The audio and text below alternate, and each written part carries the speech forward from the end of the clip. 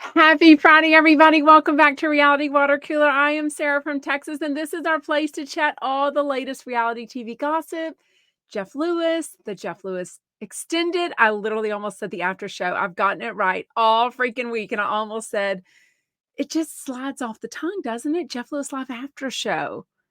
Like, I don't know what was wrong with that versus Extended. I guess the difference to me is Extended does imply that it's maybe more of Jeff Lewis. So since he is choosing to stay on all or most of the extended show, they wanted to get that across. So anyways, I need to get it through my brain. It is the extended. Today we are going to chat. I hope you're caught up. If not, spoiler alert. Well, spoiler alert. I mean, nothing happened.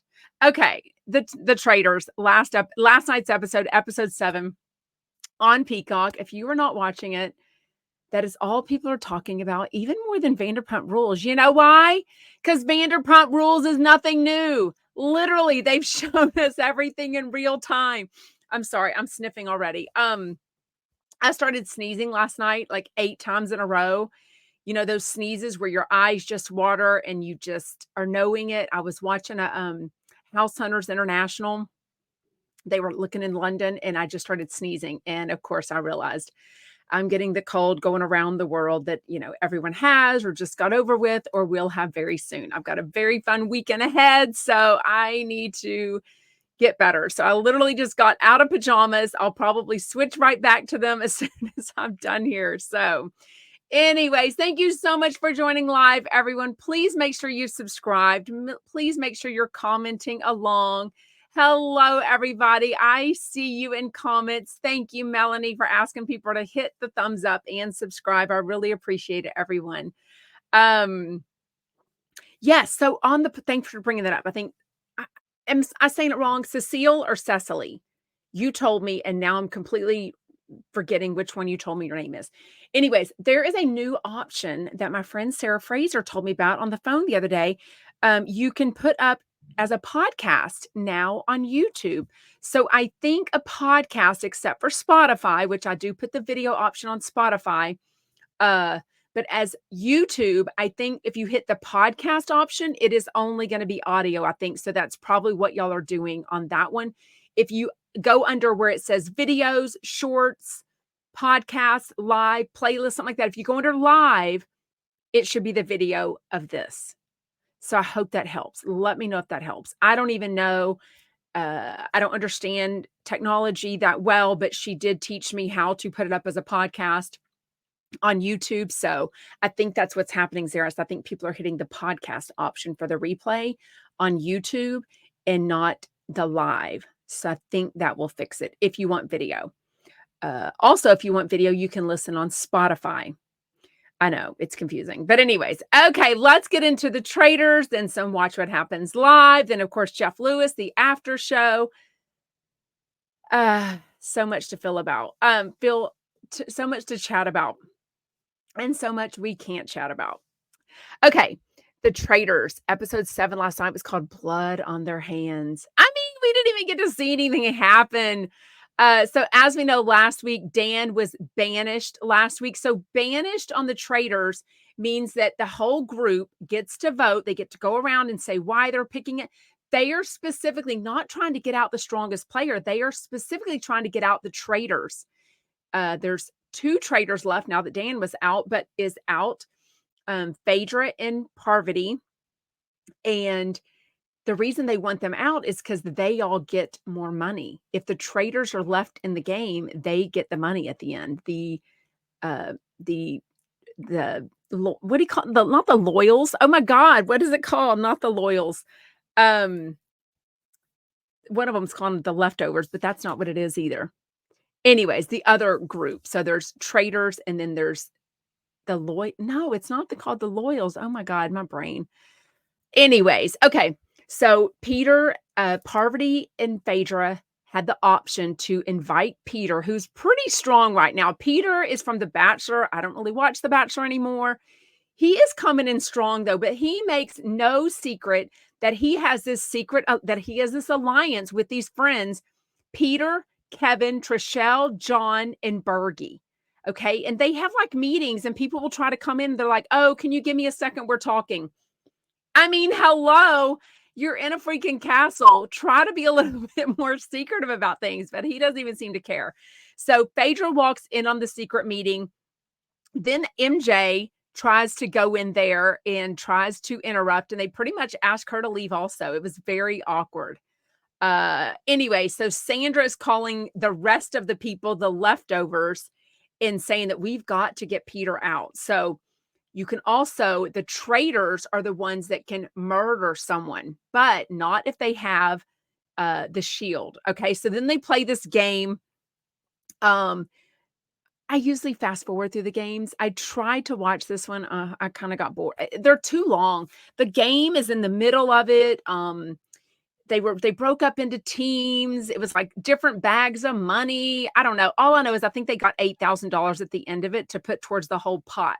So now I think they're maybe just over 100,000 total. And I don't know how many episodes they have. This was episode 7. I'm assuming they have like maybe 10. That sounds about right for lately.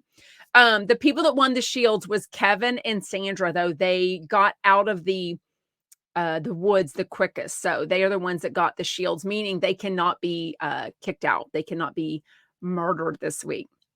So then Peter calls Phaedra and Parvati into a private room. And oh my God, Phaedra was not having it. Phaedra was like, I am not going to be any part of this. If you and Parvati want to talk, then Parvati was like, why would I give you the information that I'm going to say tonight in the boardroom? So the boardroom is when everyone goes around and pretty much tries to convince people why they're not a traitor, or to convince someone to vote for someone that they think is the traitor. Again, all these weeks, episode 7, Dan is the only traitor that's been kicked out so far. Okay, so they're not doing too good with the odds. Anyway, so the girls refuse to talk to him, but then there's no banishment. So then they go around and they have to like light on fire someone that they want to save. Trishelle is pissed. So there's 5 people at the very end of episode 7. Trishelle, Parvati, who is a traitor. MJ was so angry also. Kate and Bergie, they are up for murder. So then episode ends with Parvati and Phaedra going into the little room. They take their cloaks off and they're both like, what a twist, because now they realize, of course, that I mean, it's just crazy. So Phaedra tells Parvati, stop acting like an ice princess. Like you've got to be nicer, girl. You are going to be left out in the cold. And I don't even think it matters to her. Like, I guess if she gets kicked out, wait a minute. Okay, someone tell me what the rules are. What if Parvati gets kicked out and Phaedra has the option to invite someone else to become a traitor with her, but they say no, just like Peter just said no? How can she be the only traitor left? I mean, I guess it's got to end at some. Oh my God, I don't know. I'm just dying. It was the biggest cliffhanger ever. If I felt like everyone, especially my friend Jenny with Bravo and Blaze, is really covering the traitors. And I follow her. So if I wasn't inundated with the traitors coverage, I would rather just like binge it one long weekend. I mean, I don't know if I could do 8 hours, but anyways, I'm just dying. I can't believe I have to wait till next Thursday night to see who they murder and see what happens. I am just dying. Shout out Tiffany Chump. Hi, Chumpettes. I'm late today. Okay. KJ says, if there's a traitor left at the end, she wins. Okay. So, but I guess maybe they edit it to end. So if Parvati gets kicked out, which would not shock me, to be honest with you, and Phaedra invites someone to become a traitor and they say no, is she automatically the winner? Like what? Oh, Kim says they usually don't say no. Peter just threw a wrench. That's why they said, what a twist. We invited Peter to be a traitor and he said no. So tell me in comments, who do you think they're going to murder? The options left, the only ones they can murder this time is MJ, Parvati. Is she going to convince Phaedra to? She can't. I mean, you can't. It can't be Parvati. Trishelle, Kate, and Bergie. Oh my goodness. Okay, so I didn't really know Alan Cumming before this. He was on Watch What Happens Live last night. So, like I said, I didn't feel well last night. I went to bed really early. I watched the Traitors this morning and I watched Watch What Happens Live this morning. His stylist, who is amazing, is behind the bar of Watch What Happens Live. So cute. He's got on a duck sweater. Alan Cumming has his hair looking great. He's got this white, crisp shirt on with a nice bow, these great pants on, and a package between his legs. Please tell me I am not the only woman that noticed the package between his legs. He couldn't even, I mean, I'm just saying, it was there for sure. And if you haven't watched it yet, go and watch it.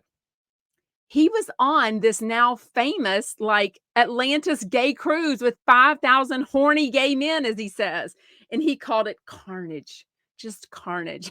I was like, we needed a reality show from this Atlantis gay cruise for sure. We already know, I think we've decided, uh, Zach Noe Towers was on it. What's the other guy's name? He'll be on Monday. Todrick Hall was on it, and Alan, but I think some of them were also on it as paid people. Like, it sounded like Alan had a job. I think also Todrick Hall was performing, and I think Zach Noe Towers was performing also. Oh, a lot of you think Trishelle's going to be out. Is it because Trishelle has been to Carrie? Tell me. Is it because she was too devastated? She seemed mad at CT, very disappointed that their friendship didn't earn her being saved, right? And that's what MJ said. MJ was like, "Gosh, I thought somebody would save me. Like, I thought our friendships would save me." I don't know. Um, Wait, what? How did you hear that? Tiffany Chump says Fortune declined the cruise. They said so. I think Alan Cummings said that there was only like 20 females on the cruise. So anyway, so interesting. Okay, somebody explain to me, because I honestly don't know. So don't come at me. I've had enough people coming at me. Leave me the F alone. Woo. Take a deep breath. What did it mean whenever Andy asked Alan Cumming if something about the gays are coming for Phaedra or for Phaedra and the queers are for Parvati? I honestly didn't know what that meant. All I know is Alan said that he wants more queer representation on season 3 of The Traitors. And Andy said, yeah, I never really noticed that, but yeah, you're right. So I thought that was a really good thing for him to say. Alan's smile is just contagious. He just looks so deserving of all of this. He's not even a reality TV fan. So the only people he knew were like the big personalities. He said he knew of Phaedra and he knew of Tamra Judge. So he said he'd never heard of the TV show, The Challenge, which I had not either. A lot of you reminded me that it was on MTV. I think I'd sort of heard of it. I just didn't know what it was at all. Me either. Cecile, Andy got it. I didn't know what it meant though. Yeah, so I'm glad I'm not.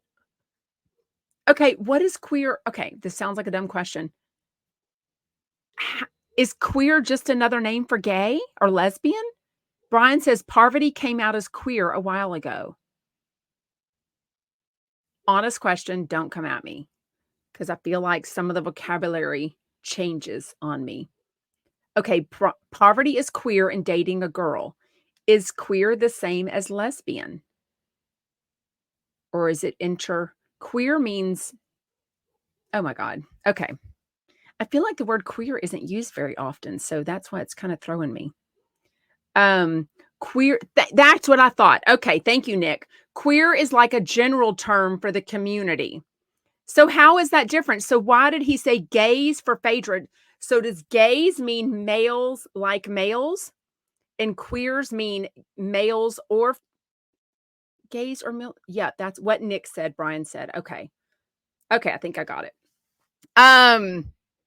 Alan also, he asked a lot of questions, a lot of stuff, but he said that Kate Chastain is actually the funniest on the show. So that kind of tracked. I haven't exactly seen her be funny, I think more of what I've seen since she's been now off Below Deck for quite a while. But she has been on a few reality TV shows. I've seen more of her on interviews and podcasts.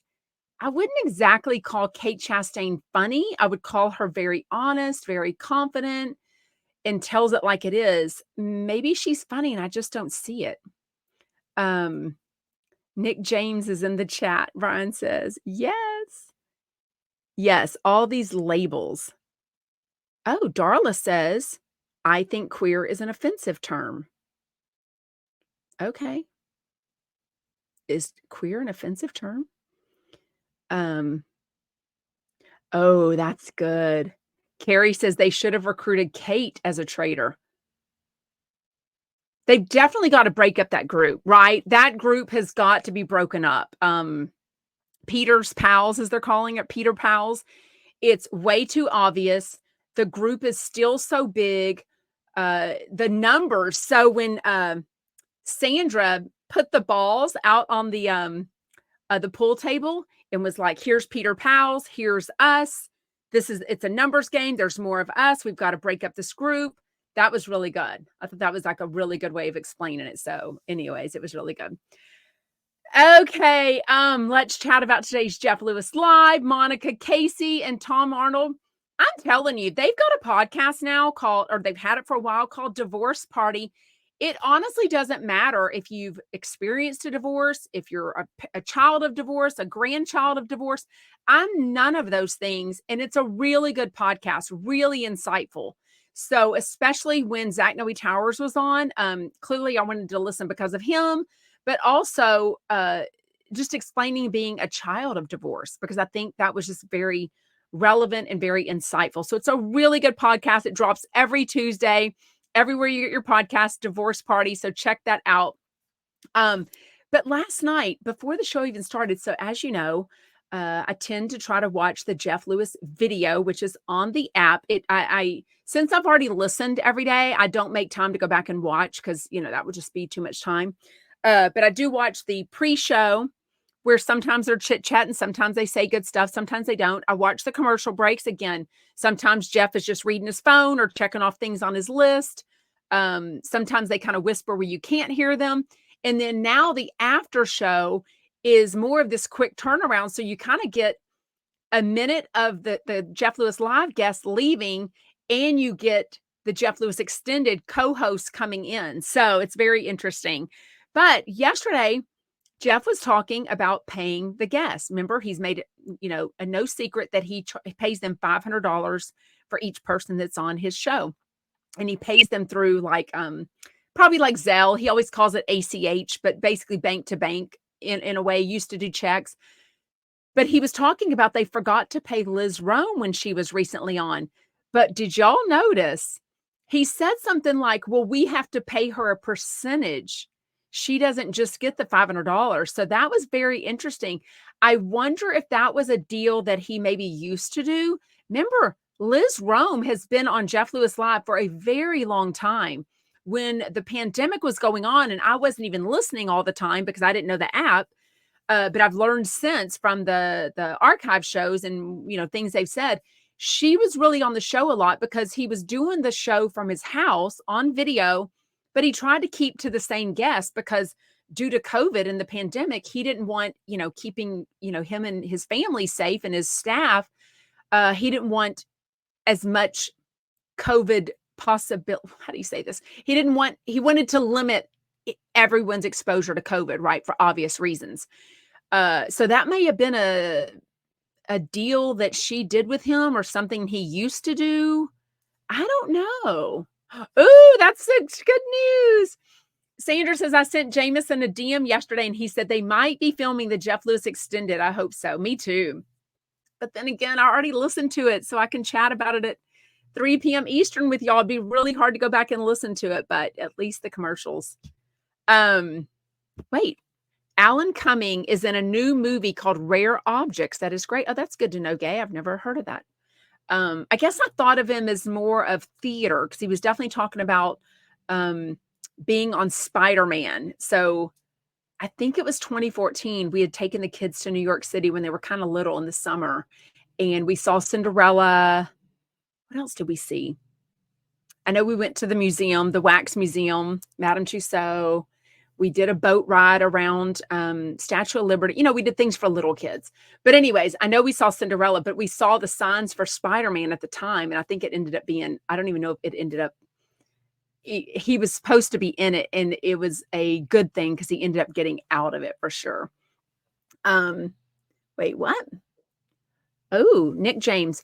Walking down the street or wherever and someone yelling queer at you is just a trigger. But again, that's me. Others in the community use it like it's no big deal.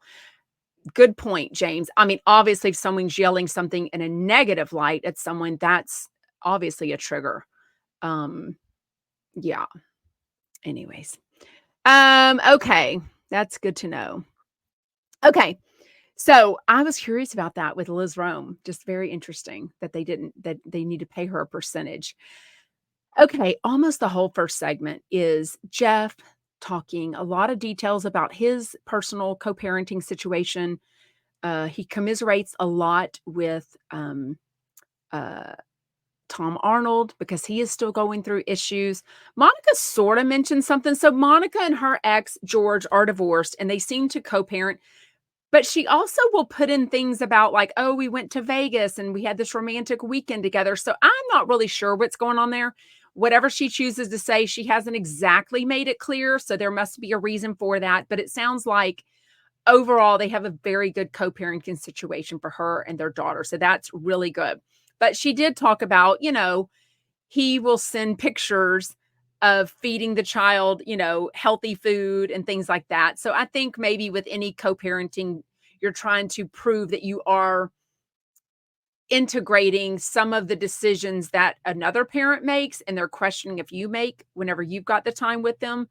So, we've heard about that a lot. And they pretty much spend this whole segment about all of those struggles. I'm not going to go into them. That's just something I'm not going to talk about anymore because even if Jeff decides to talk about it, I'm not going to put it out there as more content because I think he's still ongoing issues. So just a lot of stuff still going on there.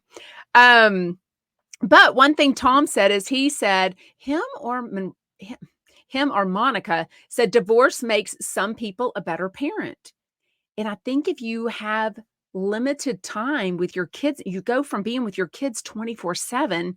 I don't want to say absence makes the heart grow fonder, but I think some people can be more intentional with their time, or they can think like Tom does. Hey, if I've got 1 week on, 1 week off, I'm going to choose, since he's a comedian, since he's an actor, since does stand up and maybe writing, whatever else the podcast, he can maybe choose to do that stuff around the time that he's got his kids.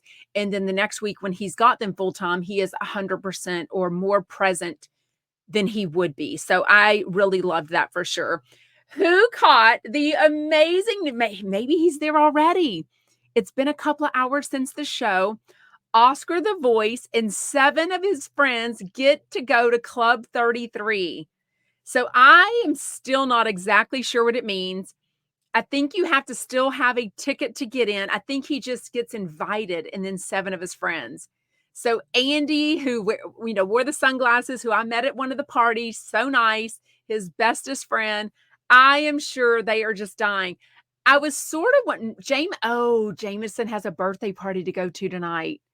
He said that. So that was interesting. Lacey says my parents should be divorced. Much better people when they aren't together. I've heard a lot of that. You know what I mean? Yeah. Camp Chump was edited out. Yes, it was. Camp Chump did not make it to Hollywood House Lift. Yeah. Christina. By the way, Christina, I think someone told me I hit a button. So if there's dots there, I think I paused you for like 10 minutes yesterday. I clearly didn't mean to. I hit an extra button, I think. Wait. Y'all are talking about beating other people up. Thank you, Linda. I do hope I feel better and this doesn't get worse because I've got a very fun weekend ahead and I do not want my plans to have to change. Okay, what else? I hope they are having so much fun. If you've ever been to Club 33 or if you know someone that's been, like, is the food included? Do you still have to buy the food? Like, I know you have to have a ticket, so they already have, or I assume all of his friends have this annual pass for Disneyland. But is all the food included at least?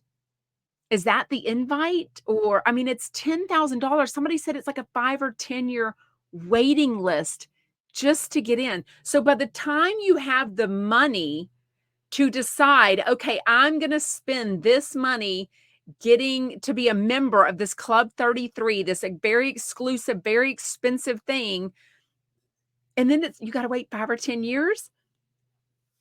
I'm just dying. I'm just dying. I hope he's having a blast. I hope he comes on Monday and tells us all about it for sure. I cannot wait. Okay, he's so young. He didn't even know who Roseanne was.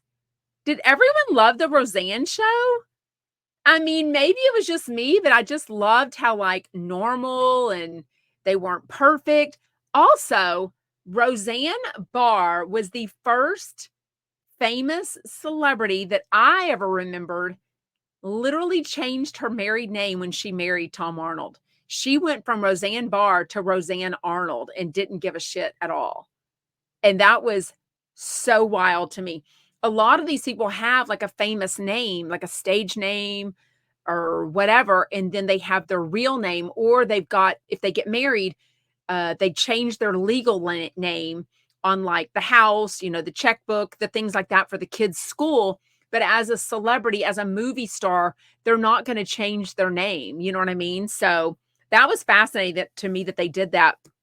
I didn't realize Tom was only 23 years old when he met Roseanne. So it sounds like he's got a lot of crazy stories. I think he filmed, what did he say? He filmed Roseanne maybe 3 years, but it was on 6 or something like that. It was a huge show, and then, of course, they came back with it called whatever it was called, The Roseanne Family or whatever it was, and then whatever it was where she got canceled, she says she was on, Ambien or something and said something on her social media, and then, like, immediately she was canceled from the show. I think the show went on. Is it still on? I really don't watch sitcoms that much anymore, so I don't even know. Wait, what does Darla need? Somebody saying, "God bless Donna."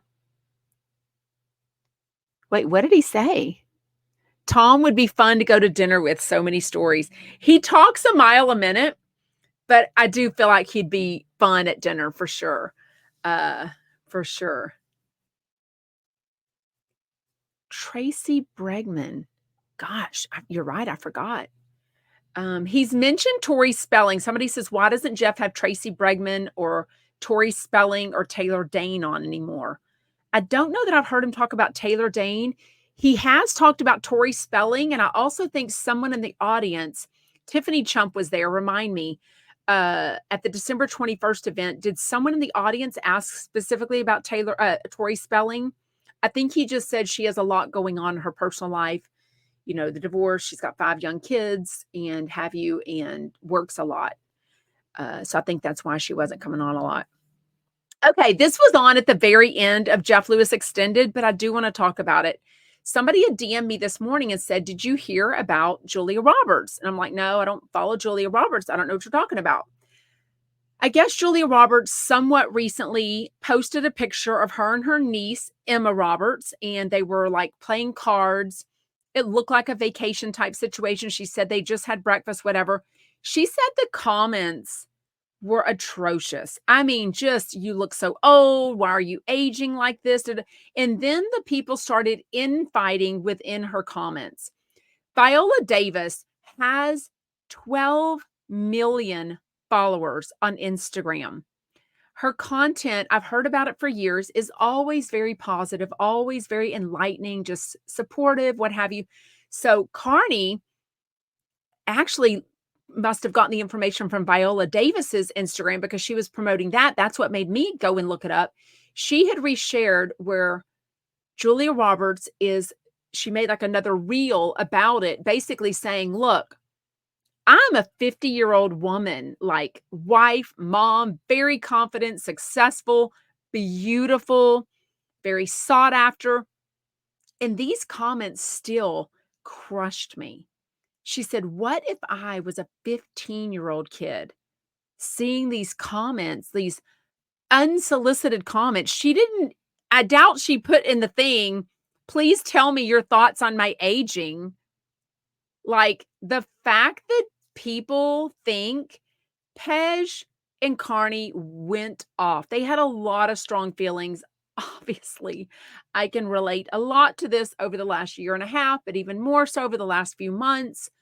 Uh, just the things that people feel the need to say. It was just awful. So go check out Viola Davis's Instagram, and look up the Julia Roberts story that's going on for sure, because I thought it was very fascinating. Another thing, I definitely want your thoughts on this. I'd heard about it the other day. Tinx, frenemy, Jeff is what Jeff called her. So remember, so I learned about Tinx from Jeff Lewis Live and started listening to her. Now she's skewed a little bit younger. A lot of her podcast is questions about dating. I'm getting started in my career, things like that. So it just wasn't that relatable to me, but I did like her. I love the $80 Tinx. They say, oh, what's her thing? Something about moms. Oh God, what's her little thing? What do my sweatpants say? Rich mom. She talks about rich mom walks, and like Jeff talks about a gay dad walk. She talks about a rich mom walk. So when she goes in different cities, she'll say, "Hey, I'm going to be on the steps of, Washington, D.C., whatever. Meet me and we'll do a rich mom walk." So she's not a mom. She is rich now. She got huge as an influencer. She was this huge marketing something, some kind of job at the Gap, and maybe a salesperson or something. And then she, during the pandemic, got huge on social media. So she's huge on TikTok. Now she's got a radio show. She moved over from Stars 109, which is now Alyssa is taking over, the producer, and still going to be on 789. Anyways, now she's on Radio Andy with Tinx. She got in this big controversy earlier this week about birthday parties. So I want to know what you think. It's very controversial, and I sort of see both sides. Um, I guess. Okay. Basically, Tink said, "Look, if I arrange, invite, text 8 of you, my closest friends, and say, hey, we're going to meet at, I'm gonna just name it on name, John Smith restaurant on, Pizza Avenue at 7 p.m. on Saturday to celebrate my birthday." I do think it's kind of an expected thing that that person is going to host and pay. Now, if I got there and we could see that they didn't, then we would start the Venmo. We would start the, how many drinks did you have? Did you have 3 appetizers? Did you have none? All the drama that goes along with a big group birthday dinner, splitting the bill. But I also see that most people in that situation would have a friend do the inviting for them if they weren't necessarily hosting it. So they would say, "Hey, it's my birthday," or it's your say Sarah says to Michelle, "Hey, your birthday is coming up in 2 weeks. Do you want me to get our group of friends together and do a birthday dinner?" Now that to me, if somebody else is sending out the text invitation or the evite, whatever, that to me is assuming everyone is going to pay for their own, and then somehow we're going to figure out and everyone pitch in 5 or 10, $20 to pay for the birthday person. I mean, I had no idea how this would get people so divided, but even amongst James, Jameson and Jeff and Shane, they had different opinions on this. And Jameson, oh God, I feel like I'm about to sneeze. I'm so sorry. I told you I have a cold. Jameson brought up a good point. If you can't afford a couple of $100 to host well, more than that, depending on how many people is, depending where it's at, you may not have the house to fit, 15, 20 people in. Because Jeff's advice was just, oh, host it at your house, buy a couple of bottles of alcohol, buy some food. I mean, Jeff is almost 54 years old. He's been, he's probably had really nice houses all or most of his adult life. So his experience is coming at it with a different lenses, right?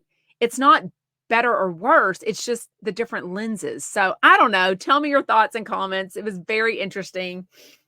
I have hosted a couple of surprise birthday parties in that, like for my husband, in that instance, it is known. It's just known that I'm paying for it. Like, if to me, if the wife is sending out the invitation, it's just known that I'm gonna pick up the bill at the end of the night. Like, that's not especially, and I don't think it has anything about your age or, Jeff and then we're bringing up how old someone is or in at this such and such age of life.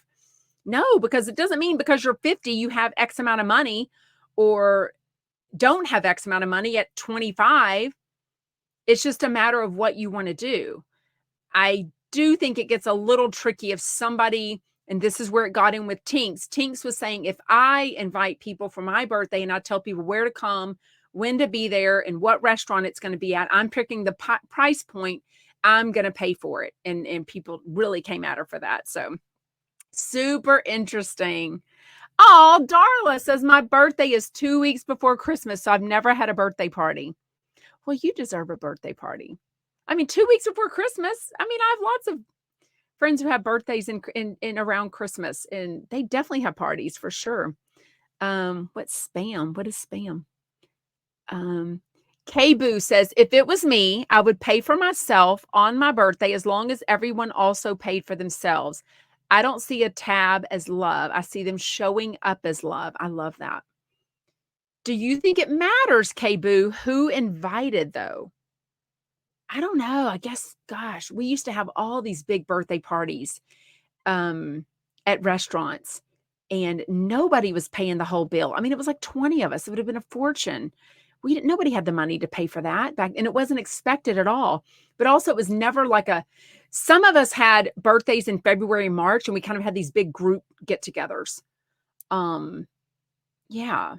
I don't know. I guess it gets a little trickier. Who knew? Deja says, in my friend group, we pay for ourselves and cover the birthday person's meal. No discussion is needed. If someone covers everything, it's a bonus, but not expected. Yeah. And we've had that too, also where someone just pays for everything and you're just like, oh my God, thank you so much. Right. So for sure. Tiffany Chump, I would love for someone to host me one day. Everyone always expects me to pay. Oh, I mean, that probably happens. I think even on the extended show today, Carney Wilson was talking about her days when she was deep in her alcoholism and lots of money from the Wilson the Wilson sisters. And she said that's why she has no money now, because everyone expected her to pay and she just did. So she blew a lot of money that way. Another controversial thing, sort of, and a caller called in. Did y'all hear the caller that called in? He was so funny. He said he's a pharmacist. He chewed Jeff's ass saying that he says Wegovy the wrong way. He was pronouncing it wrong. And then he said he also mispronounces semaglutide. And then at that point, like even Shane came at the guy and was like, what show are you listening to? Like Jeff doesn't, pronounce those names wrong. But then they talk about Ozempic and just, I agree. I think if they've realized that Ozempic, Mounjaro, these, they were approved for affecting diabetics, but if they've realized it does help people curb their alcoholism, curbs their eating thoughts, that all affects diabetes, that affects so many other diseases, medical issues. So why would they not be on this drug? Like, why is that taking the easy way out when there's a lot of drugs that help us with medical issues that either just luck of the draw or maybe our lifestyle causes, right? Like nobody says, oh, and now everyone that smokes not everyone that smokes is from or gets lung cancer is from smoking, right? So, sorry, my nose was itching. But whether you smoke or not, nobody's looking at smokers going, "Oh, you shouldn't have cancer treatments because you smoked and caused this yourself." So, I see that very similar to, Ozempic and Mounjaro. Like, if this is helping you, and clearly eating to me, if you watch any of these shows that I love, 1,000 Pound Sisters, 600 Pound Life, Dr. Now, which I just saw a video, the Sarah Fraser show shared this video from Dr. Now from 600 Pound Life, and the new season comes back. I think he said March 8th. It's a Friday night, whatever that is. You got to watch it with me. It's filmed in Houston. It's actually called Bel Air, but a suburb inside of Houston. It's filmed in Houston. So when they say, they'll be in Ohio and they get in the car for like a 3-day road trip because they're coming to Houston. They're coming to see Dr. Now for sure. Cecily says, now there are different drugs just for weight loss, actually stronger than Ozempic. I think it's great. What needs to be affordable for those who really need it first? And a lot of drugs need to be affordable, right? There's a lot of drugs that are way out of the, yeah, Diane says there's many medications that are used for off-label issues. In other words, they've figured out that it helps other issues, and then they are marketed. No, it wasn't Mounjaro. Oh, it was a combination drug. These 2 drugs that help, maybe it was small cell lung cancer. I can't remember what it was. Oh my God. The thing at the end was like, this could cause diarrhea and suicide. I mean, it was just like I was just like, does this even help? Like, it was like the list of side effects and things it could cause was just horrific. It was crazy, crazy, crazy. Okay. So basically, I think she's lost like 40 pounds now on her own, which means not the use of Mounjaro or Ozempic or any of those things. But she says, Carney Wilson says she's focusing on protein. She is avoiding sugar and gluten. Oh my gosh. The way she bakes, I do not know how she's able to not eat what she's baking. And she says, drink a lot of water. The drinking a lot of water is always something I've done. But as a mom with 5 young kids, I found it hard to leave the water around like a kid was going to spill it. I found it hard to go to all the potty breaks. Then I was an elementary school teacher for 5 years. It was even harder to keep up with water because you can't be going to the bathroom all the time. You just can't. So now I'm back to being a stay-at-home mom again from the 3rd year. And I found myself with this show in the middle of the day. It's only 45 minutes, but I found that I would stop drinking water like hours before. That way I could not be, having to go to the bathroom. And then I've consciously realized I've got to go back to drinking my water because I felt like I was going all day and then I'd only had coffee and I was forgetting to drink water. So it's very true. I love that. Oh, Fin, I remember that. Tiffany Chump says, Carney is killing it. The self-control is so commendable. It is because it's been a while now. Talking about speed dating. I don't know why Jeff is, it's this Tuesday. I don't know why he was secretive about it. And now he's announced it, the time, the location, the where to buy tickets, like multiple times. But today he was very clear. This is for single gay guys only. They don't want lurkers. They don't want chumps going to just stare at them. He was saying it, I guess, so he could literally find more people to go for him. Chaz to date, Doug to date. Now it's Oscar the Voice was always there, but now Michael Beck, one of his producers from Hollywood House Lift too. ALW says, I guzzle water all day. That's really good for you. Really good. And I think it does help with not feeling hungry. A lot of times they say we're actually thirsty, not hungry. So it's actually kind of crazy. Super Bowl is this weekend, so I will delay the Ask Me Anything until Monday. That will be on YouTube at 6 p.m. Central, 7 p.m. Eastern for 30 minutes, and on Instagram Live also.